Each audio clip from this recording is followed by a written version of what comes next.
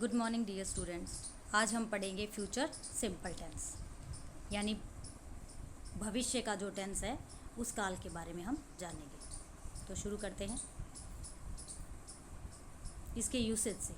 Usage यानी इसका प्रयोग कहाँ कहाँ किया जाना है। सबसे पहले टुमोरो, ये वर्ड आपको देखना है। नेक्स्ट है नेक्स्ट डे, यानी अगला दिन। टुमोरो और नेक्स्ट डे का एक ही मीनिंग होता है, खाली वर्ड अलग अलग यूज़ किए गए हैं। इन फ्यूचर यानी भविष्य के अंदर, तो टुमोरो है वो आने वाला कल है। नेक्स्ट डे यानी अगला दिन, वो भी आने वाला कल है। इन फ्यूचर यानी भविष्य में जो भी होने वाला है उसके बारे में। तो इनमें से कोई भी पहचान आपको मिलती है तो वो हमारा यूसेज होगा फ्यूचर सिंपल के लिए। अब हम देखते हैं इसके सेंटेंस स्ट्रक्चर को। तो सबसे पहले है अफर्मेटिव सेंटेंस। तो अफर्मेटिव सेंटेंस के अंदर हमें ध्यान से देखना है, सब्जेक्ट के बाद जो वर्ब आपको फिल करनी रहेगी वो क्या रहेगी, विल या शैल प्लस वर्ब की फर्स्ट फॉर्म।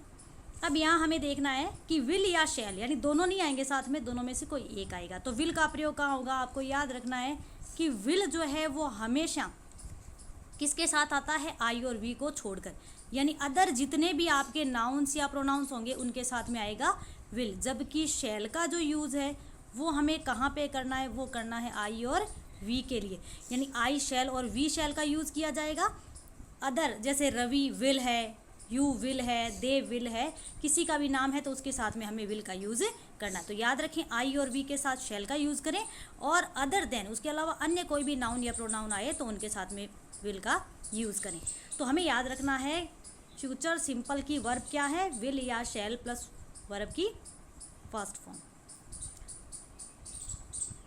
नेक्स्ट है इसका नेगेटिव सेंटेंस। तो नेगेटिव सेंटेंस में हमें ध्यान रखना है, सबसे पहले आएगा सब्जेक्ट, फिर विल या शैल प्लस नॉट प्लस वर्ब की फर्स्ट फॉर्म और ऑब्जेक्ट। यानी नॉट से पहले कौन सी हेल्पिंग वर्ब आने वाली है, विल या शैल, और नॉट के बाद वर्ब की फर्स्ट फॉर्म आ जाएगी। यानी फर्स्ट हेल्पिंग वर्ब है वो हमेशा ही नॉट से पहले आती है और उसके बाद में हमारी मेन वर्ब आती है। नेक्स्ट है इंटरोगेटिव सेंटेंस। तो इंटरोगेटिव हेल्पिंग वर्ब से स्टार्ट होता है, तो यहाँ हमारी हेल्पिंग वर्ब है विल या शैल से हम सेंटेंस को स्टार्ट करेंगे। फिर से सब्जेक्ट दे रखा होगा, उसके बाद हम वर्ब की फर्स्ट फॉर्म को फिल करेंगे, फिर ऑब्जेक्ट और क्वेश्चन मार्क दे रखा होगा। नेक्स्ट है नेगेटिव इंटरोगेटिव सेंटेंस। तो इसमें विल या शैल से सेंटेंस हमें स्टार्ट करना है, फिर सब्जेक्ट दे रखा होगा, नॉट भी दे रखा होगा। नॉट के बाद जो ब्लैंक आएगा वहाँ पे हम वर्ब की फर्स्ट फॉर्म को फिल करेंगे और फिर आएगा ऑब्जेक्ट और क्वेश्चन मार्क।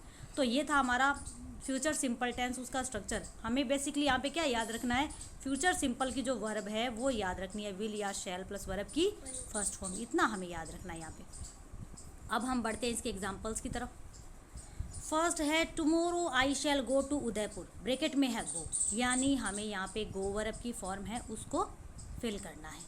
तो अब सेंटेंस के अंदर हम सबसे पहले उसको आइडेंटिफाई करेंगे कि ये टेंस कौन सा है। टुमोरो से पता चलता है कि सेंटेंस है वो फ्यूचर सिंपल टेंस का वाक्य है।